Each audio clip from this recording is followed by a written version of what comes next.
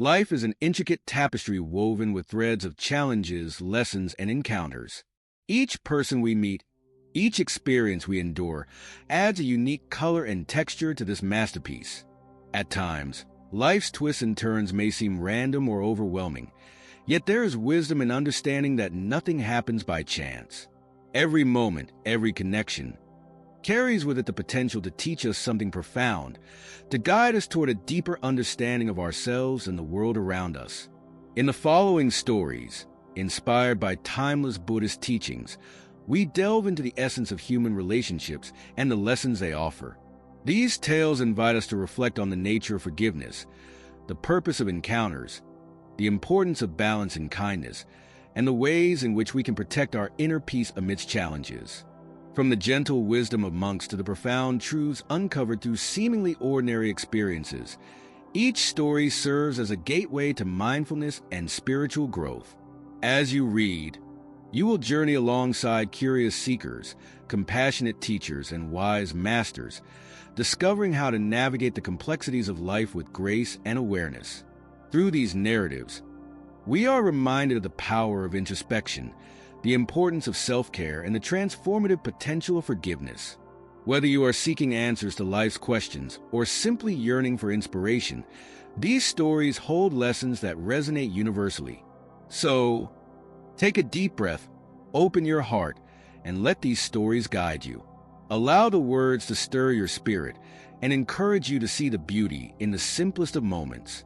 Life is a teacher, and its lessons are always present for those willing to listen. Let us begin this journey of discovery together. The Garden of Encounters.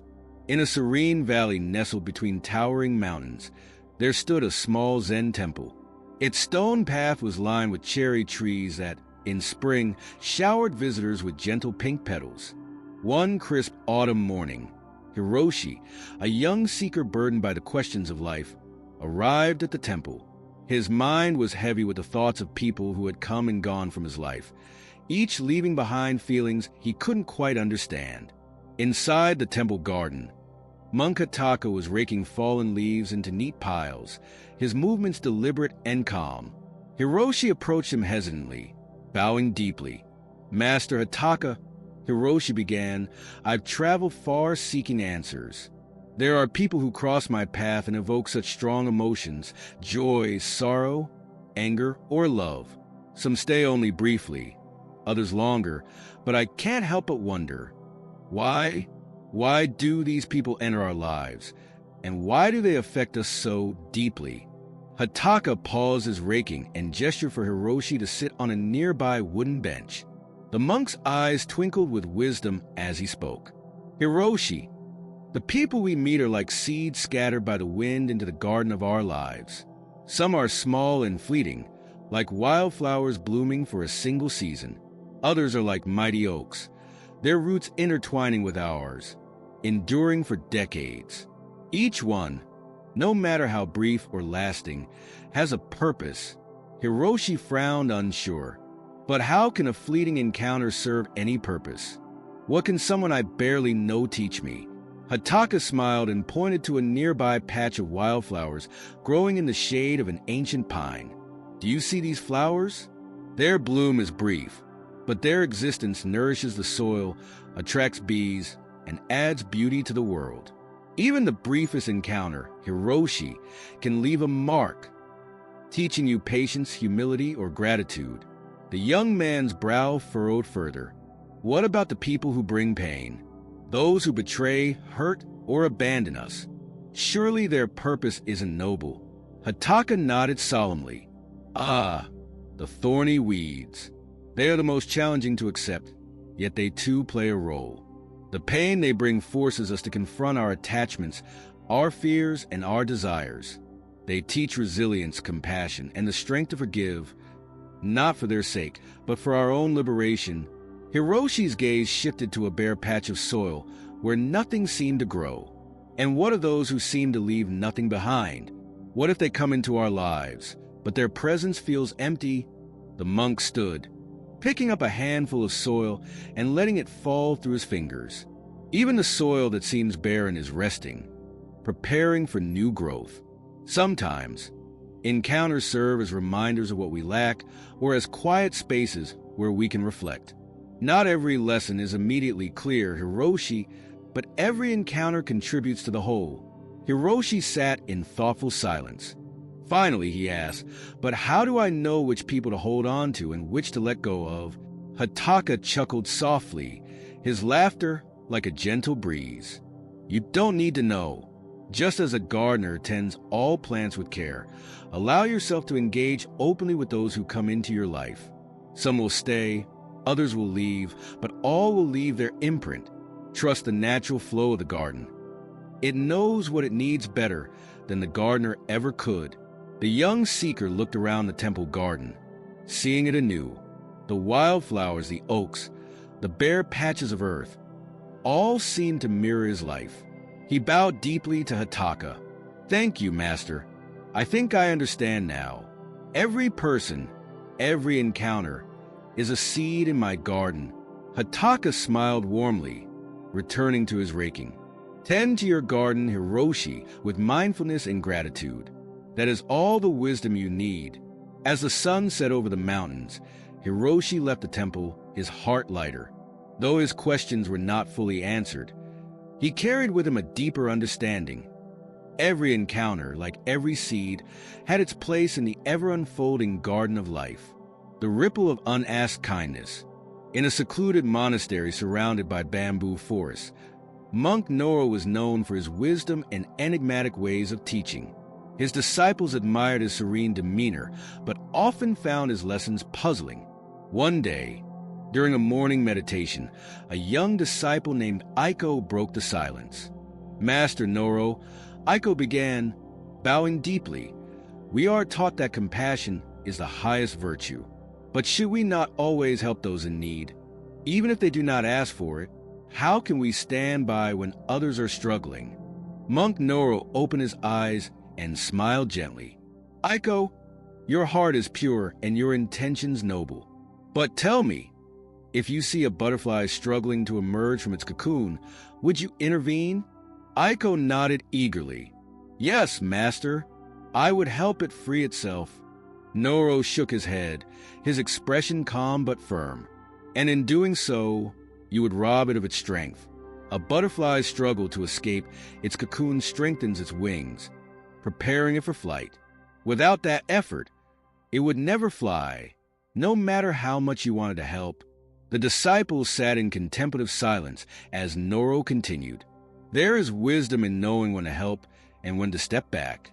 Unsolicited help, though born of kindness, can disrupt another's karmic journey. It may deprive them of the lessons they are meant to learn or the strength they are meant to cultivate." One of the older disciples, Kenta, raised his hand. "But, Master, how do we know when help is needed?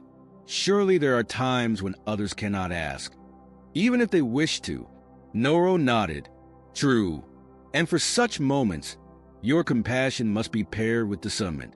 Let me tell you a story." He leaned forward slightly, his voice soft yet commanding attention. "Once, a farmer was crossing a riverbank when he saw a scorpion trapped on a floating leaf. Feeling pity, the farmer reached out to save it, but the scorpion stung his hand.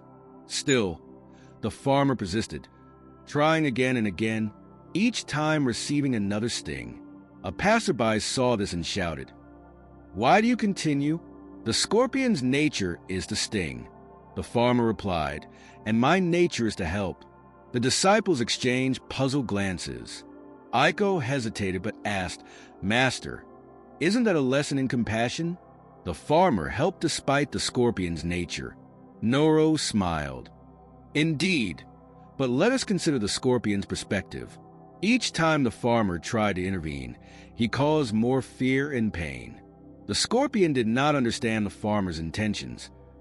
It only knew the panic of being touched. The farmer's persistence disrupted the scorpion's natural path to safety. Sometimes, what we perceive as help is merely interference." Aiko looked down, pondering the story. "So, Master, we should do nothing?" Noro stood and gestured for the disciples to follow him. They walked to a small stream that ran through the monastery grounds. There, In the water was a large stone. The current flowed around it, carving its surface slowly over time. "Observe the stone," Noro said. "The water does not move it forcibly. It flows around it. Over time, the stone is shaped by the current, but at its own pace.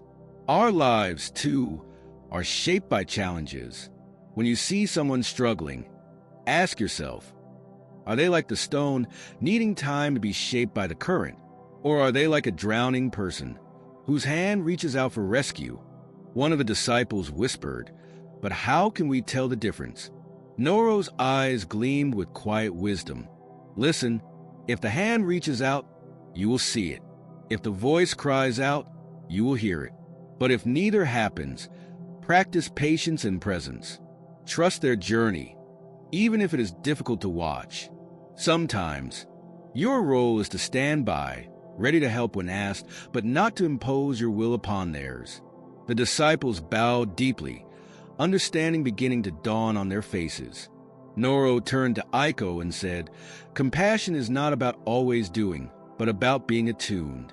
To act without listening is to let your ego lead. To listen before acting is to honor their path." As they returned to the meditation hall, the disciples carried with them a deeper understanding of compassion, not as an instinct to fix, but as an art of presence and patience. Aiko, especially, felt her heart lighten. No longer burdened by the need to save everyone, she realized that true kindness often lay in the wisdom of restraint, allowing others the space to grow, struggle, and emerge stronger. Like the butterfly breaking free of its cocoon, the Buddha and the merchant spit. One sweltering afternoon, the Buddha and his disciples walked through a bustling village. Word of the Buddha's teachings had spread far and wide, drawing both admiration and disdain. While many revered him, others, threatened by his growing influence, sought to discredit him. As they passed through the marketplace, a merchant with a hardened face and eyes full of anger stepped forward. Without a word, he spat directly on the Buddha's serene face. The disciples gasped, their hearts igniting with indignation. A few stepped forward, ready to confront the man, but the Buddha raised his hand gently, signaling them to stop, wiping the spit calmly with the edge of his robe. The Buddha looked at the merchant with eyes full of compassion and said softly, "Thank you." The merchant, startled by the Buddha's unexpected response, blinked in confusion. "Thank me? I insulted you. Do you not feel anger? Do you not want to retaliate?" The Buddha smiled, his voice steady and kind. "If someone offers a gift and the recipient does not accept it, to whom does the gift belong?" The merchant stammered, unsure of what to say. "To the one who offered it, I suppose." "Precisely," the Buddha replied. "In the same way, your anger and insult are gifts I choose not to accept. They remain with you. My peace is mine to keep, and no act of yours can take it away." The disciples were struck silent, their indignation melting into awe. The merchant, too, was dumbfounded, his anger dissipating like mist under the morning sun. For a moment he stood frozen, grappling with emotions he could not name. Then, without another word, he turned and disappeared into the crowd. That evening, as the Buddha and his disciples sat under a large Bodhi tree, one of the disciples asked, "Master, why did you thank the man who spat on you? Surely his act was disgraceful and undeserving of kindness." The Buddha looked at the disciple with a gentle gaze. "I thanked him because he gave me an opportunity to practice forgiveness. He reminded me that anger is a choice, not a compulsion. When we forgive, we free ourselves from the chains of resentment. Forgiveness is not for the benefit of the offender, but for the liberation of the forgiver." The disciple bowed his head, absorbing the lesson, but another disciple, younger and fiery, spoke up. "But Master, if we forgive every wrong, do we not allow injustice to continue? Does forgiveness not condone such behavior?" The Buddha smiled knowingly. Forgiveness does not mean accepting harm or approving of wrongdoing. It means releasing the burden of anger and hatred. Just as carrying a hot coal burns only the hand that holds it, Clinging to resentment harms only ourselves. We can forgive and still set boundaries, still guide others toward better actions, but we do so without the poison of vengeance in our hearts. The next morning, as the sun rose, the merchant from the previous day returned. His face was different now, softened by humility. He bowed deeply before the Buddha. "Master," the merchant said, his voice trembling, "I came to insult you, but your response has taught me more than any lesson I've ever learned. I see now that I've been a slave to my anger. Please forgive me." The Buddha reached out and placed a hand on the man's shoulder. "There is nothing to forgive. You are free from your anger now, just as I am free from mine. May you walk a path of peace and understanding." The merchant left the monastery with a heart transformed, and the disciples sat in silence, marveling at the depth of their teacher's wisdom. From that day forward, they carried with them the understanding that forgiveness is not weakness but strength, a strength that frees the heart, lightens the soul, and paves the way for peace. Kiera and the Bow of Kindness. In a quiet monastery atop a hill overlooking a vast forest, a young woman named Kiera sought solace. She was known in her village for her unwavering kindness, always helping others, often at the expense of her own well-being. But recently, she had been feeling drained and unappreciated. The people she helped seemed to demand more and more, leaving her feeling empty and resentful. Seeking answers, Kiera climbed the hill to speak with Monk Arrow, a teacher known for his sharp insight. She found him sitting by a stream, whittling a piece of wood into the shape of a bow. Bowing deeply, she shared her plight. "Master Arrow," Kiera said, her voice heavy with frustration, "I have always strived to be kind and generous, yet I find myself hurt. People take from me without gratitude, and I feel more used than appreciated. Why does my kindness bring me so much pain?" Monk Arrow set down the bow and looked at her with eyes as steady as the flowing stream. "Kiera," he began, "your heart is noble, but kindness, like any force, must be guided. Tell me, have you ever seen an archer use a bow without balance?" Kiera tilted her head in confusion. "Balance? What does balance have to do with kindness?" Arrow picked up the unfinished bow and held it out to her. "A bow must be flexible, yet strong. Too loose, and it will not shoot true. Too tight, and it will snap.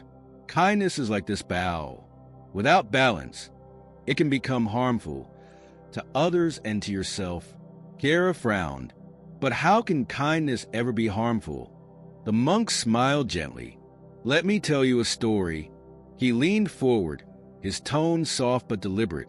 "There was once a farmer who had a cow that gave milk abundantly. She was generous, allowing the entire village to take what they needed. But the villagers grew greedy, milking her day and night without rest. Eventually, the cow collapsed from exhaustion and could give no more. The villagers, instead of caring for her, moved on to find another source of milk. Do you see, Kiera? Kindness without limits can lead to harm, for yourself and for those you wish to help." Kiera's eyes filled with tears. "But Master, if I say no or stop helping, won't I seem selfish? Won't people stop caring for me?" Monk Arrow dipped his hand into the stream, letting the water flow through his fingers. "The stream does not flow endlessly for any one person. It nourishes all but also reserves itself, replenished by rain and time. If it gave all at once, it would dry up and cease to exist. True kindness, Kiera, requires boundaries. It is not selfish to care for yourself. It is wise. Only when you are whole can you truly help others. But how do I set these boundaries?" Kiera asked, her voice trembling. "How do I give without losing myself?" Arrow picked up a single arrow from his quiver and balanced it on his finger. An archer draws only as much as the bow can bear, for an overdrawn bow loses its strength. In the same way, give only as much as your heart and spirit can sustain. Listen to your own needs as you listen to others. Say no when your heart feels heavy or your body weary. This is not unkindness. It is balance. Kiera sat in silence, letting the monk's words settle. "What if people become angry when I stop giving?" she asked after a moment. Monk Arrow chuckled softly. "Some may, but their anger reflects their expectations, not your worth. A bird may complain when the tree stops bearing fruit, but the tree knows its seasons and rests to bloom again. Trust that those who truly value you will understand, and those who do not were never deserving of your endless giving." Kiera nodded slowly, the weight in her heart beginning to lift. She stood, bowing deeply. "Thank you, Master Arrow. I see now that kindness is not only what I give to others, but also what I give to myself." Monk Arrow smiled and returned to carving his bow. "Remember, Kiera, a balanced kindness is like a true arrow. It flies straight and reaches its mark without breaking the bow that sends it. Be kind, but be wise. Only then will your kindness shine like the sun, warming others without burning yourself." As Kiera descended the hill, she felt a newfound clarity. She resolved to give with love and care, but also with balance, tending to her own well-being as she did for others. For the first time, her heart felt not only kind but strong. Monk Eisen and the 8 Signs of Harm. In a quiet valley surrounded by misty mountains, a small monastery was home to Monk Eisen, a teacher renowned for his ability to transform complex lessons into simple, vivid stories. Disciples came from far and wide to learn from him, seeking guidance on navigating the challenges of human relationships. One afternoon, a young man named Haru approached Eisen, his face clouded with confusion. "Master Eisen," Haru began, bowing deeply, "I wish to live a peaceful life and help others, but I often find myself surrounded by people who hurt me. They criticize me, manipulate me, and leave me feeling drained. How can I know who to trust, and how can I protect my peace?" Monk Eisen nodded, gesturing for Haru to sit. The other disciples gathered around, sensing a lesson to come. Eisen's voice was calm but firm, carrying the weight of experience. "Haru, your heart is like a garden. If you allow harmful weeds to grow unchecked, they will choke the life out of your flowers. To protect your peace, you must recognize the signs of those who bring harm, not with fear, but with wisdom. Let me tell you the 8 signs to watch for." He raised one finger.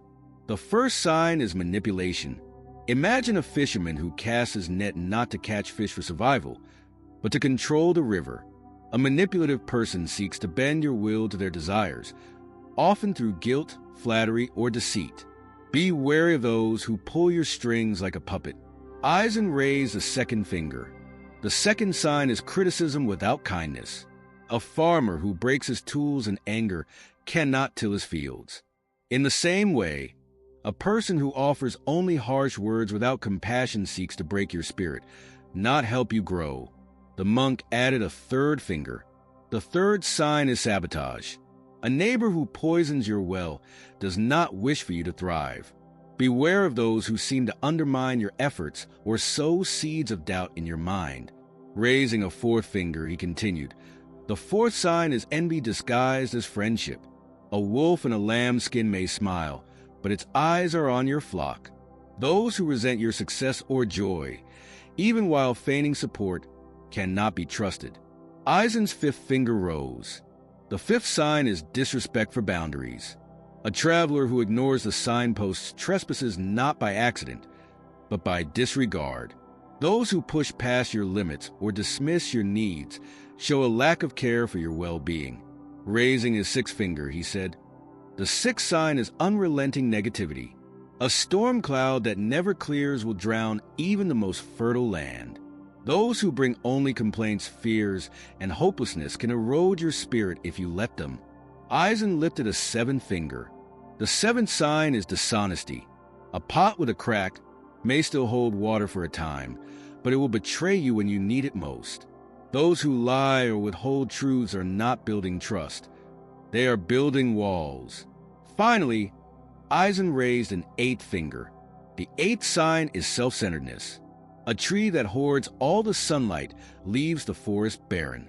Beware of those who take and take but never give. who demand your time and energy without concern for your needs. The disciple sat in silence, absorbing his words. Haru, however, furrowed his brow. Master, these signs are clear, but what if I see them in someone I care about? Should I turn away from them? Aizen smiled. Not every weed must be uprooted, Haru. Sometimes, gentle tending can guide it to bloom like a flower. But be mindful. If your efforts to help are met only with harm, it is not your duty to stay. Protecting your peace is not selfish. It is necessary. A garden cannot thrive if the gardener is too weary to tend it. Another disciple asked, But Master, how do we guard ourselves without living in fear of others? Aizen's eyes gleamed with wisdom. Fear closes the heart, but awareness opens it. Do not live with suspicion. Live with mindfulness. Just as a traveler watches a road without fearing every shadow, so too should you watch for these signs without assuming harm in every person. Trust is a gift, but give it wisely. Haru bowed deeply, gratitude softening his troubled expression. Thank you, Master. I will guard my garden, not with fear, but with care. Monk Aizen smiled and leaned back against the tree. Remember, Haru, the goal is not to shut people out, but to let the right ones in. When your garden is well tended, it becomes a haven, not only for you but for those who bring joy, growth, and peace.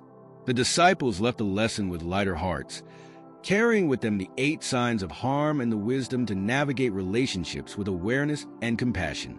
Haru, especially, felt a newfound clarity, ready to nurture his garden while protecting it from the weeds that threatened his peace. Alina and the gift of solitude. In a small village nestled at the foot of a great mountain, a young woman named Alina was known for her gentle heart and quiet demeanor. Yet, she often felt a heavy loneliness. While others laughed in groups and shared stories at the village square, Alina spent most of her days alone, longing for friendship but unsure how to find it. One evening, with the sun setting behind the mountains, Alina climbed the winding path to the monastery where monk Kobo resided. She had heard of his wisdom and hoped he could ease her heart's ache. She found him seated on a simple stone bench, watching the horizon with a serene expression. Master Kobo, Alina began, bowing respectfully. I feel so alone. I see others surrounded by friends, yet I have none. I try to be kind and open, but it seems I am invisible to those around me. What is wrong with me?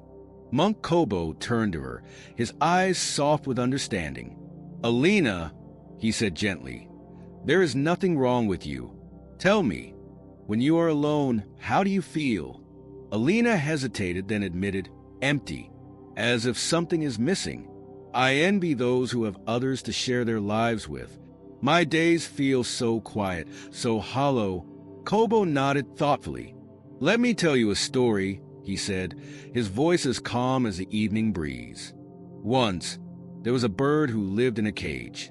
The cage was ornate and filled with visitors, other birds who came to admire its feathers and share food.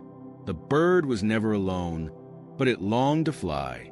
One day, the cage door was left open, and the bird flew into the vast sky. It was terrified at first, overwhelmed by the space and silence. But as time passed, it discovered the joy of soaring freely, the beauty of the world, and the strength of its own wings. It realized that solitude was not emptiness, but freedom. Alina tilted her head, her brow furrowing. But, Master, I am not free. My solitude feels more like the cage. Kobo smiled. That is because you have not yet learned to embrace it. Solitude is not the absence of others.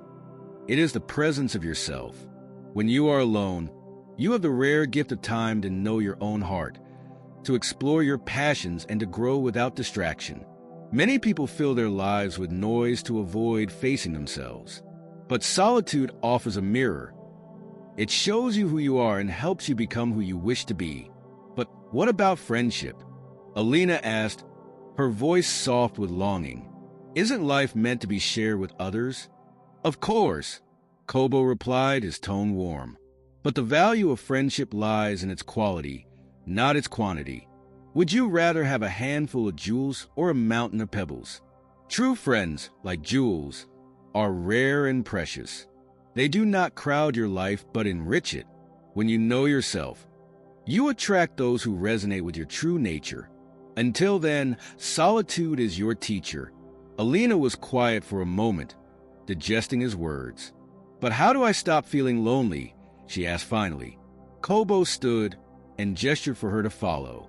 They walked to a nearby grove where a single cherry tree stood, its blossoms falling gently to the ground. Look at this tree, he said. It stands alone, yet it is not lonely. It blooms when the time is right, sharing its beauty with the world. But it does not depend on the company of other trees to do so. Be like this tree, Alina. Learn to bloom on your own.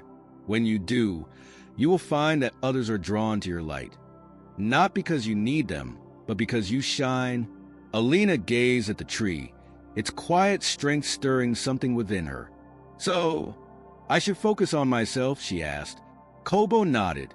Yes, cultivate your mind, nurture your talents, and care for your heart. When you embrace solitude, you transform it from a cage into a sanctuary. And when the right companions come, you will welcome them not from a place of need, but of abundance.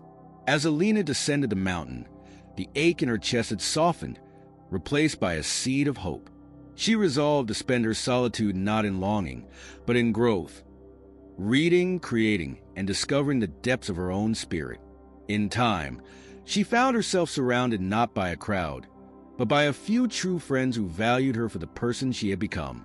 And she realized that her journey through solitude had been the key to unlocking the joy of genuine connection.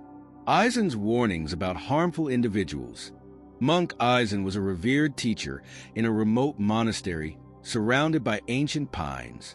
Known for his clarity and wisdom, he often guided his disciples through life's more difficult lessons.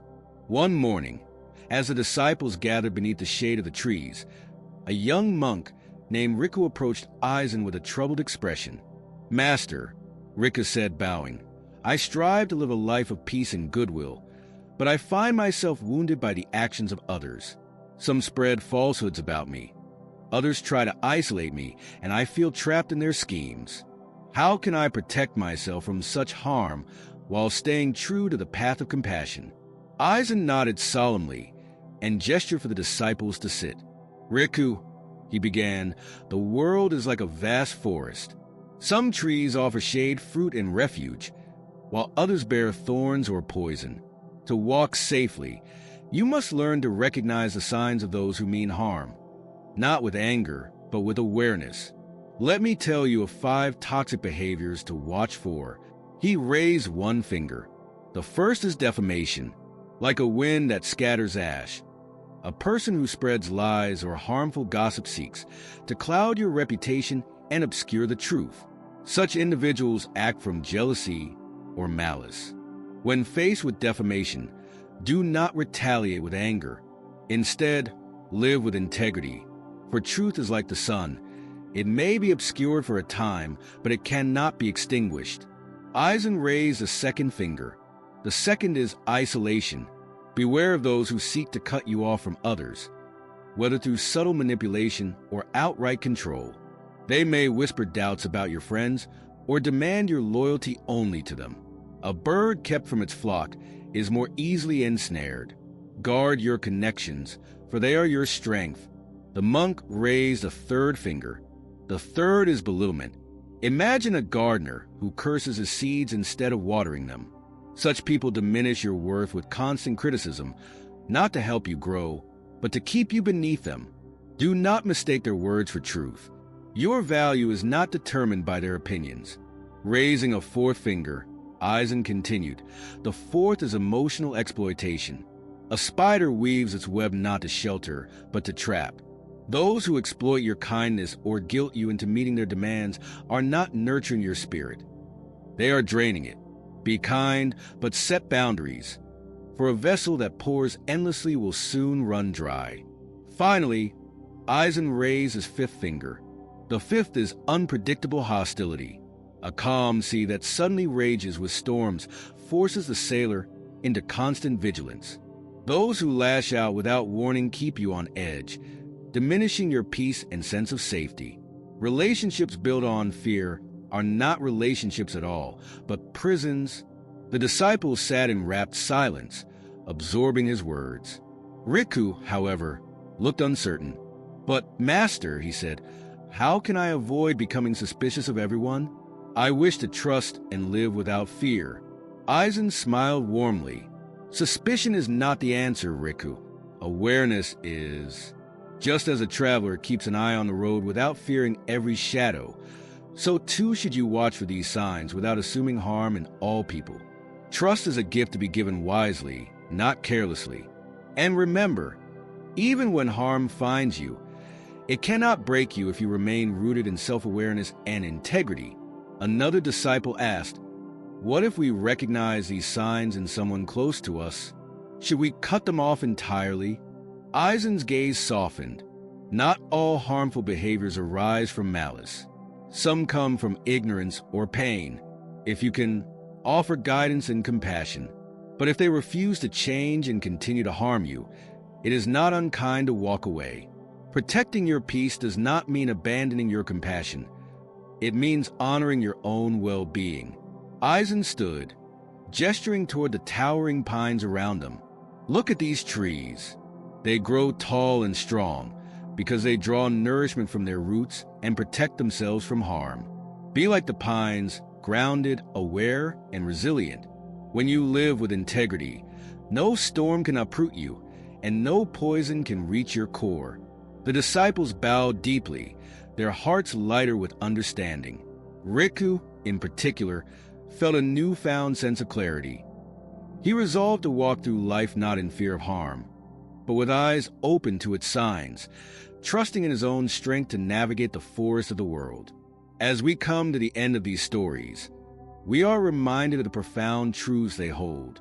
Life is a journey, a complex and beautiful path woven with encounters, challenges, and moments that shape us in ways we may not immediately understand. The lessons shared through these tales are not just meant for reflection in the quiet of this moment.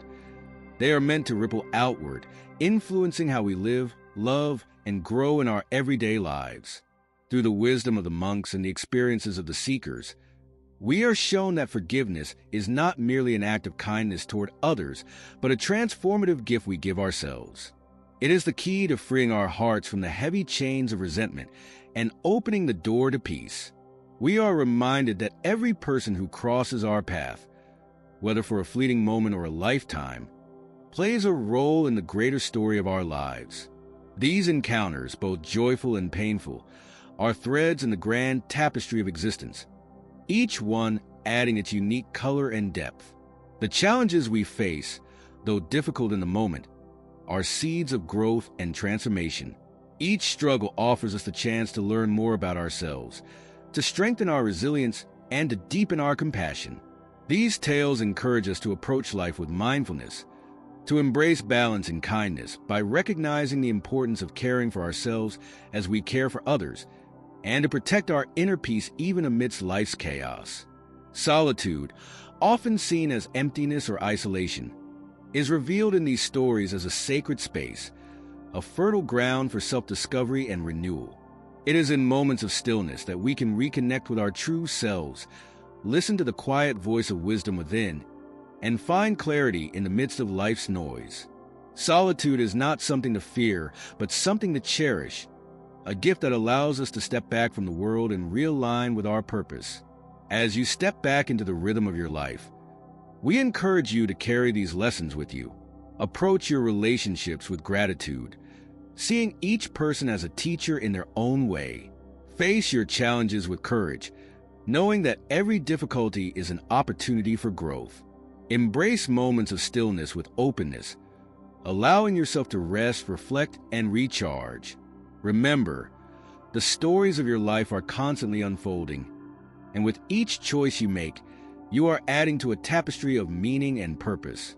The journey does not end here. It continues with every breath, every thought, and every step you take. These stories are but a small part of the vast ocean of wisdom available to you, and their true power lies in how you integrate their lessons into your daily life. Let them guide you toward greater awareness, compassion, and intentionality as you navigate your unique path. We thank you for allowing these stories to become part of your journey. Your willingness to reflect, to grow, and to seek wisdom is a testament to your own strength and spirit. As you move forward, may these tales inspire you to live with intention, to appreciate the beauty of each moment, and to face life's twists and turns with a heart full of courage and compassion. And remember, this is not goodbye. It is simply a pause before we continue our exploration together. The journey of discovery is endless, and there is always more to learn, to share, and to experience. Thank you for joining us on this path of reflection and growth. Until we meet again in the next video, may you walk your journey with peace, wisdom, and light. See you soon.